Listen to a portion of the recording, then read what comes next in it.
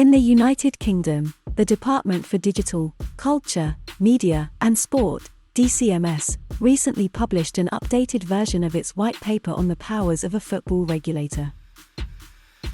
Establishment of a new, independent regulator. The white paper proposes the creation of a new, independent regulator that would oversee professional football in England. This regulator would have a wide range of powers, including the ability to enforce financial sustainability rules and regulate club ownership. Financial sustainability. The white paper places a strong emphasis on financial sustainability and proposes a set of minimum financial standards that clubs would be required to meet in order to participate in professional football. These standards would include requirements around financial management, transparency, and accountability.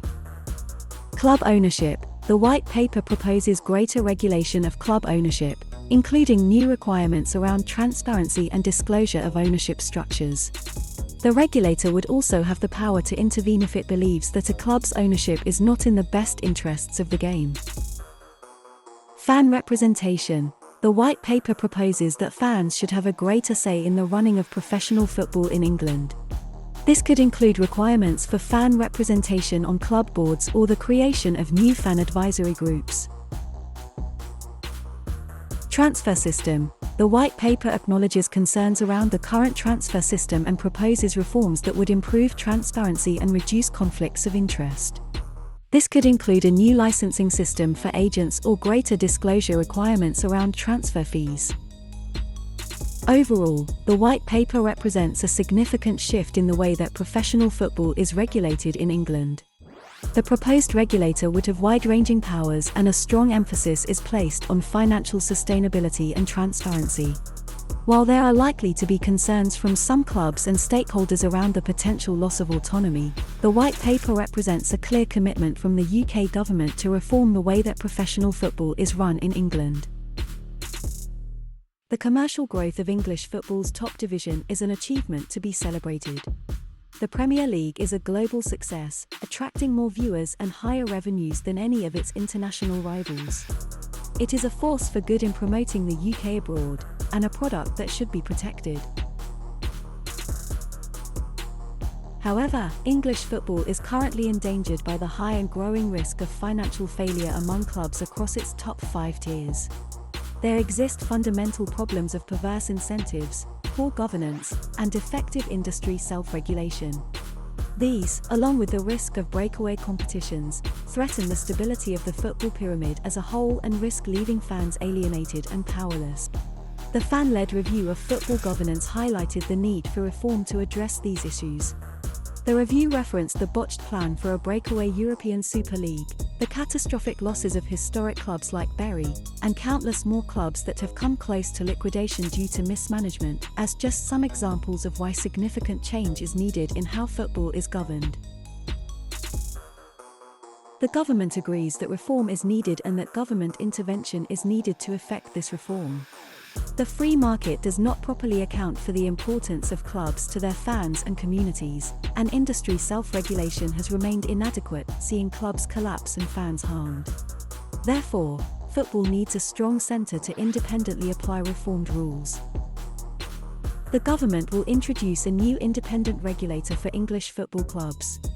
The regulator's primary strategic purpose will be to ensure that English football is sustainable and resilient, for the benefit of fans and the local communities football clubs serve. To support this purpose, it will have 3 specific primary duties. Club sustainability, the financial sustainability of individual clubs. Systemic stability, the overall stability of the football pyramid. Cultural heritage, protecting the heritage of football clubs that matter most to fans. The final institutional location of the regulator will ensure independence and proper accountability. For this reason, the government is not convinced that an industry body would be an appropriate home for the regulator. However, the government is clear that this should not stop football getting its own house in order. The government will undertake a targeted intervention in football to set up an independent regulator, but reform is also the responsibility of the industry. Football can act now to address the issues of sustainability, and the government would encourage the industry's existing bodies to continue to bring in change in the interim, before the regulator is operational. The regulator will operate a licensing system, where clubs will need a license to operate as professional football clubs. Legislation will establish 4 threshold conditions of the license, and the regulator will set the detailed requirements under each. The regulator will have a tightly defined scope and could not act outside of these 4 threshold conditions. It will not intervene in, for example, on-pitch rules of the game or ticket prices. Financial regulation will be the regulator's core focus, and will be based on improving financial resilience. At its most extreme, financial failure can lead to clubs ceasing to exist and so risks causing the most significant harm to fans and communities. To protect against this, the regulator will require clubs to demonstrate good basic financial practices, have appropriate financial resources or buffers to meet cash flows and financial shocks, and protect the core assets of the club, such as the stadium, from harm.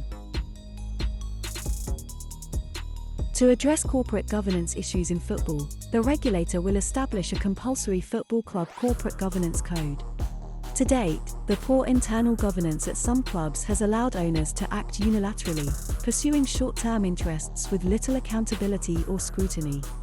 Under the new regulatory system, clubs will be required to apply a new code and report on how they have applied it, to improve transparency and accountability.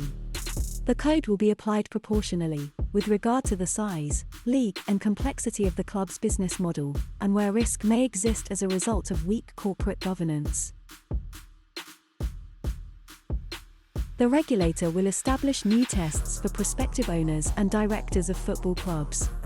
This will aim to avoid any more unsuitable custodians causing or contributing to problems at clubs, and risking harm to fans. The new tests will consist of 3 key elements: a fitness and propriety test to ensure integrity of owners and directors, enhanced due diligence of source of wealth, a requirement for robust financial plans. The regulator will implement a minimum standard of fan engagement. Fans are the most important stakeholder for any football club, and both parties benefit from their involvement in the long-term decision-making process at a club. The regulator will ensure clubs have a framework in place to regularly meet a representative group of fans to discuss key matters at the club, and other issues of interest to supporters, including club heritage. The regulator will also add, and reinforce existing, protections around club heritage. The regulator will require clubs to comply with the Football Association, FA, on its new rules for club heritage, which will give fans a veto over changes to the badge and home shirt colours, in addition to the strong existing protections for club names. The regulator will also require clubs to seek its approval for any sale or relocation of the club's stadium. Clubs will only be able to compete in competitions that are approved by the regulator. This will allow the regulator to prevent English clubs from joining breakaway competitions that did not meet predetermined criteria, in consultation with the FA and fans. Crucially, this will safeguard against a future European Super League-style breakaway league. The regulator will have a targeted power of last resort to intervene in relation to financial distributions, to deliver a solution if football fails to find one itself. A mutual agreement between the football authorities remains the preferred solution to resolving the issue of insufficient and destabilizing financial flows. However, the regulator will have statutory powers to intervene on this issue, should certain thresholds be met. The regulator will empower and encourage football to reach an agreement itself first, but provide a crucial backstop to deliver a lasting resolution if the football authorities cannot.